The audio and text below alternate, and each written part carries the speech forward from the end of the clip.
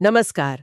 आज हम एक बहुत ही कह सकते हैं गहरे और निजी अनुभव पर बात करने वाले हैं। अकेलापन, वो एहसास जब लगता है कि कोई साथ नहीं है, कोई हमें समझ नहीं रहा है, तब क्या होता है।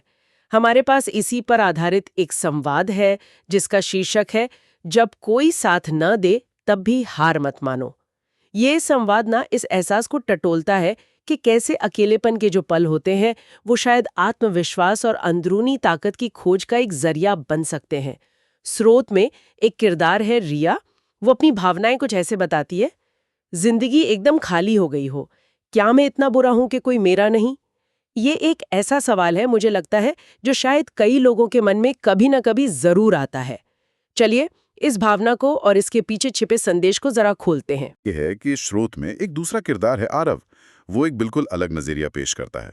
उसका मानना है कि जिंदगी का जो असली सफर है, मतलब खुद को जानने का सफर, वो अक्सर तभी शुरू होता है जब हम अकेले होते हैं। अच्छा।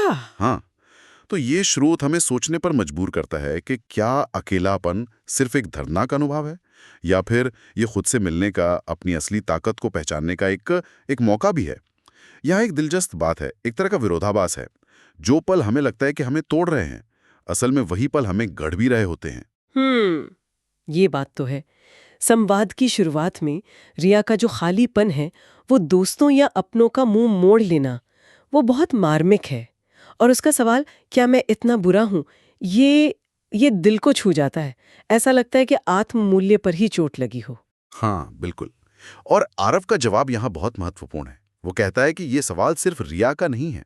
ये सवाल हर उस इंसान के मन में उठता है जिसने सच्चे दिल से रिश्ता निभाया हो, और बदले में शायद उसे वो अपनापन या वो साथ न मिला हो। हम्म। लेकिन आरव इसे अंत नहीं मानता। वो कहता है कि यहीं से जिंदगी हमें खुद से मिलवाती है।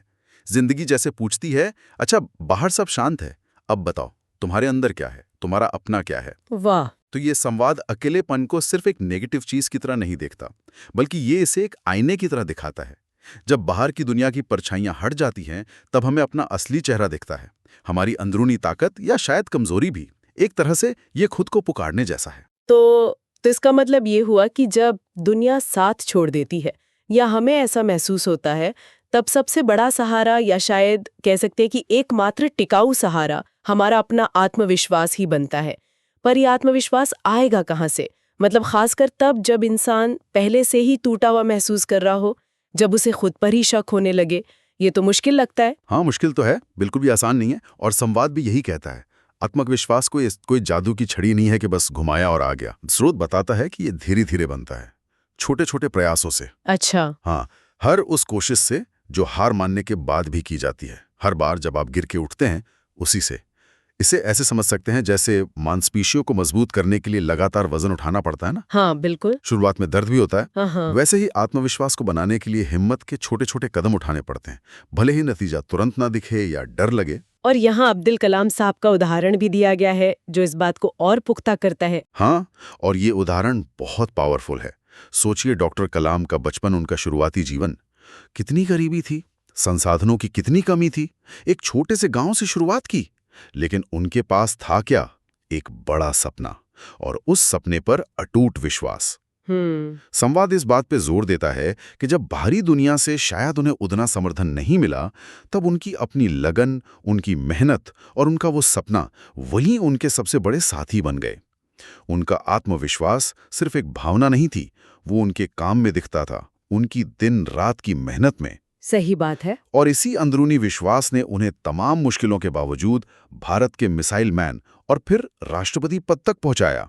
तो संवाद का संदेश साफ है, जो खुद पर, अपने लक्ष्य पर गहराई से विश्वास करता है, दुनिया शायद थोड़ी देर से ही सही, पर एक दिन उस पर जरूर विश्वास करने लगती है। वो अंदरूनी यकीन, वो बाहर की परिस्थितियों को बदलने की ताकत रखता है। ये बात वाकई बहुत प्रेरणा देती है। लेकिन कई बार ऐसा होता है ना कि ये अकेलेपन और संघर्ष का दौर बहुत लंबा खिंच जाता है। मतलब महीनों सालों तक, जब इंतजार करते करते इंसान थकने लगता है, जब सफलता बहुत दूर नजर आती है, तब क्या? ये वो पॉइंट है जहां अक्सर हिम्मत जवाब दे जाती है। संवाद इस लंबे संघर्ष के बारे में क्या कहता है? आप बिल्कुल सही कह रही हैं। और संवाद इस मुश्किल दौर को नजरअंदाज नहीं करता, बिल्कुल नहीं, बल्कि वो इसे किस्मत और हिम्मत का असली इम्तिहान कहता है। ये समझना जरूरी है कि हम अक्सर सफल लोगों की बस चमक दमक देखते हैं, हाँ, ये तो है। लेकिन उनके पीछे छिपी सालों की तन्हाई, वो अनगिनत असफल रातें, वो खुद से की गई लड़ाइयां, वो हमें दिखाई नहीं देती।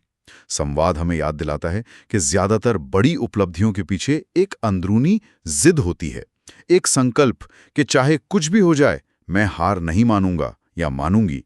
और इसी संदर्भ में संवाद दो बहुत ही असाधारण कहानियां हमारे सामने रखता है। डॉक्टर विक्टर फ्रैंकल की कहानी, वो तो रोंगटे खड़े कर देने वाली है। बिल्कुल।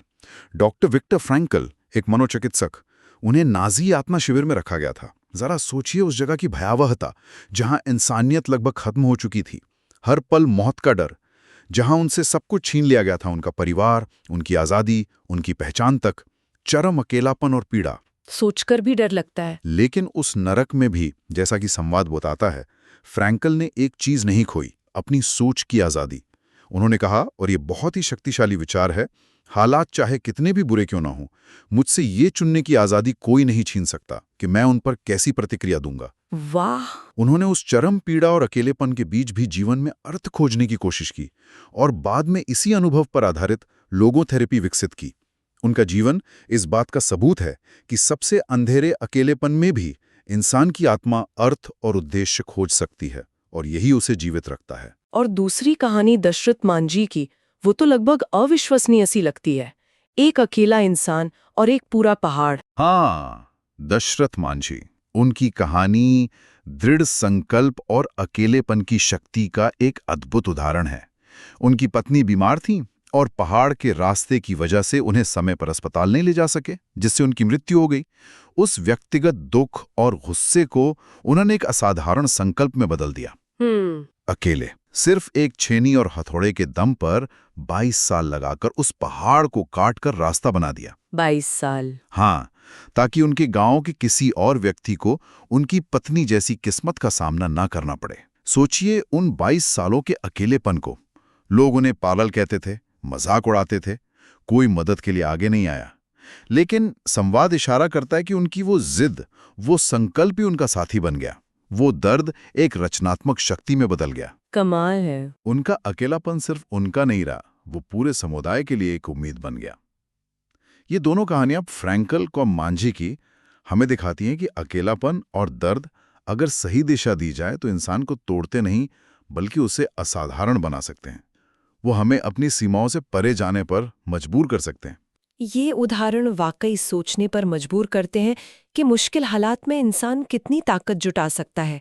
तो क्या इसका मतलब ये है कि अकेलेपन में जब बाहरी दुनिया का शोर कम हो जाता है, हम खुद को ज्यादा गहराई से समझ पाते हैं? संवाद में एक लाइन है, silence isn't empty, it's full of answers. मतलब खामोशी खाली नहीं होती, ये जवाबों से भरी होती है। इसका क्या अर्थ है इस संदर्भ में? ये पंक्ति, हाँ, ये संवाद के सबसे अहम विचारों में से एक है। देखिए, अक्सर हमारी जिंदगी बाहरी आवाजों से भरी होती है ना? हाँ, बिल्कुल। उम्मीदें, सलाहें, विचार, सही कहा। सोशल मीडिया, दोस्त, परिवार, समाज, हर कोई हमें बता रहा होता है कि हमें क्या सोचना चाहिए, क्या महसूस करना चाहिए, क्या बनना चाहिए। अकेलापन या कह लीजिए एकांत हमें इस बाहरी शोर से एक कदम पीछे हटने का मौका देता है। जब कोई और हमें दिशा नहीं दे रहा होता, तब हमें अपने अंदर झांकने का अवसर मिलता है। हम खुद से वो बुनियादी सवाल पूछ पाते हैं जिनके लिए शायद भागदौड़ भरी जिंदगी में समय ही नहीं मिलता। जैसे, मैं असल में कौन हूं? मेरी अपनी जरूरतें और इच्छाएं क्या हैं दूसरों की उम्मीदों से अलग? मेरे जीवन का असली मकसद क्या है? किन चीजों से मुझे सच में खुशी मिलती है? संवाद का मानना है कि इन सवालों के जवाब बाहर नहीं है, वो हमारे अंदर ही मौजूद हैं। अच्छा, वो खामोशी जिसे हम अक्सर खालीपन समझ लेते हैं, असल में इन जवाबों से भरी होती है। हमें बस ध्यान से सुनने की जरूरत है, अपने अंदर की आवाज को पहचानने की जरूरत है। ये एक तरह से आत्ममंथन का समय होता है। और सुधा मूर्ति का उदाहरण भी इसी आत्मखोज और अपनी राह बनाने से जुड़ा हुआ है ना? हाँ, बिल्कुल। सुधा मूर्ति का उदाहरण दिखाता है कि कैसे सामाजिक या परिस्थितिजन्य अकेलापन भी आत्मशक्ति का स्रोत बन सकता है। जब उन्होंने इंजीनियरिंग कॉलेज में दाखिला लिया, वो अपनी पूरी क्लास में, शायद पूरे कॉलेज में अकेली लड़की थी। ओह, उस जमाने में तो ये बहुत बड़ी बात रही होगी। बिल्कुल। उस दौर के सामाजिक माहौल को देखते हुए कल्पना करना मुश्किल नहीं है कि उन्हें कितना अलग थलग महसूस हुआ होगा। शायद लोगों ने मजाक उड़ाया होगा, शायद उनके इरादों पर सवाल उठाए होंगे। ये भी तो एक तरह का अकेलापन ही था, विचारों का, मौजूदगी का। हाँ, सही बात है। लेकिन जैसा कि संवाद बताता है, वो डटी रहीं। उन्होंने अपनी पढ़ाई पर, अपने लक्ष्य पर ध्यान लगाया। उन्होंने बाहरी माहौल को अपने अंदरूनी संकल्प पर हावी नहीं होने दिया, और नतीजा हम सबके सामने है। वो न केवल एक बेहद सफल इंजीनियर और जानी मानी लेखिका बनी, बल्कि इन्फोसिस फाउंडेशन के जरिए उन्होंने समाज सेवा में भी कितना काम किया है। आज वो करोड़ों लोगों के लिए प्रेरणा है। उनका जीवन इस बात का प्रमाण है कि अगर आप अपने लक्ष्य और अपनी क्षमताओं पर विश्वास रखते हैं, तो आप अकेले खड़े होकर भी न सिर्फ अपनी पहचान बना सकते हैं, बल्कि दूसरों के लिए भी रास्ता खोल सकते हैं। कमाल है। इसीलिए संवाद अकेलेपन को एक श्राप या सजा के तौर पर नहीं देखता, बल्कि इसे खुद को जानने, अपनी छिपी हुई ताकतों को पहचानने और उन्हें निखारने का एक निमंत्रण मानता है, एक आमंत्रण। तो ये सब सुनकर मुझे ऐसा लग रहा है कि अंतिम निष्कर्ष ये है कि अकेले खड़े रहना सीख लेना, अपने दम पर आगे बढ़ना सीख लेना ही असली जीत है। जैसा कि संवाद में रिया भी अंत में समझती है कि शायद जब कोई साथ नहीं होता, वही वो समय होता है जब हम खुद से सबसे ज्यादा गहराई से जुड़ते हैं। तो इस पूरी चर्चा का सार क्या है? हम अपने लिए क्या लेकर जा सकते हैं? हाँ, बिल्कुल। इसका सार आत्मनिर्भरता में छिपा है। लेकिन यहाँ आत्मनिर्भरता का मतलब अलगाव या रूखापन नहीं है, ये समझना जरूरी है। संवाद इसे बहुत खूबसूरती से सामने रखता है। उम्मीद रखो, दूसरों से जुड़ो, रिश्ते बनाओ, पर अपनी खुशी के लिए, अपने संतुलन के लिए, अपनी उड़ान के लिए पूरी तरह दूसरों पर निर्भर मत बनो। मतलब अपने पंख खुद मजबूत रखो। बिल्कुल, हाँ, अपने पंख खुद मजबूत रखो। संवाद हमें यही सिखाता है कि जीवन में उतार चढ़ाव तो आएंगे ही, तूफान आएंगे, कभी लोग साथ होंगे, कभी नहीं, परिस्थितियां बदलेंगी। ऐसे में वही टिक पाता है, वही अपनी दिशा बनाए रख पाता है जो अपने पैरों पर खड़ा होना जानता है, जिसे बाहरी सहारे की बैसाखी की जरूरत हर वक्त नहीं होती। सही है। असली जीत ये नहीं है कि हमारे आसपास हमेशा लोगों की भीड़ हो, बल्कि असली जीत उस अंदरूनी शक्ति को पाने में है जो हमें तब भी खड़े रहने और आगे बढ़ने की हिम्मत देती है जब हम बिल्कुल अकेले हों। और मजे की बात यह है कि ये जानना कि हम अकेले भी सक्षम हैं, हमें दूसरों के साथ ज्यादा स्वस्थ और बराबर के रिश्ते बनाने में मदद करता है। और संवाद के अंत में आरव जो कहता है, वो पंक्ति मुझे बहुत शक्तिशाली लगी। जो अकेले चलना सीख जाता है, उसके साथ फिर पूरी दुनिया चलती है। हाँ, ये पंक्ति बहुत गहरी है और इसके कई मतलब हो सकते हैं। एक मतलब तो ये हो सकता है कि जब आप अपनी कीमत या दिशा के लिए बाहरी दुनिया के वैलिडेशन पर निर्भर नहीं रहते, जब आप अपने विश्वासों पर, अपने लक्ष्यों पर अकेले भी टिके रह सकते हैं, तो आप में एक खास तरह का आत्मविश्वास आता है, एक स्पष्टता, एक अंदरूनी कशिश पैदा होती है। लोग स्वाभाविक रूप से उस शक्ति, उस सच्चाई की ओर आकर्षित होते हैं। अच्छा।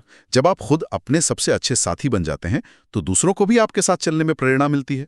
इसका मतलब ये नहीं कि आप भीड़ इकट्ठा करने के लिए अकेले चलते हैं, बल्कि ये कि आपकी आत्मनिर्भरता और आपका साफ उद्देश्य दूसरों को आपसे जुड़ने के लिए प्रेरित करता है। ये दिखाता है कि सच्ची आत्मनिर्भरता अलगाव पैदा नहीं करती, बल्कि वो स्वस्थ, सम्मानजनक और सार्थक रिश्तों की नींव रखती है। आप दूसरों के साथ जुड़ते हैं जरूरत के हिसाब से नहीं, बल्कि अपनी मर्जी से, अपने चुनाव से। तो आज हमने इस संवाद के जरिए अकेलेपन की एक बिल्कुल अलग ही तस्वीर देखी है, जिसे हम अक्सर एक नेगेटिव, डरावना या दुखद अनुभव मानते हैं। वो वास्तव में आत्म खोज का, गहरे आत्मविश्वास बनाने का और अपनी अंदरूनी शक्ति को पहचानने का एक शक्तिशाली रास्ता हो सकता है। ये हमें चुनौती देता है, शायद हमें तोड़ भी सकता है, लेकिन अगर हम इसे सही नजरिए से देखें तो ये हमें पहले से कई ज्यादा मजबूत बना सकता है, हमें गढ़ सकता है। जैसा कि संवाद के अंत में कहा गया है, जब कोई साथ न दे तब भी हार मत मानो, क्योंकि अकेलापन अंत नहीं, एक नई शुरुआत है।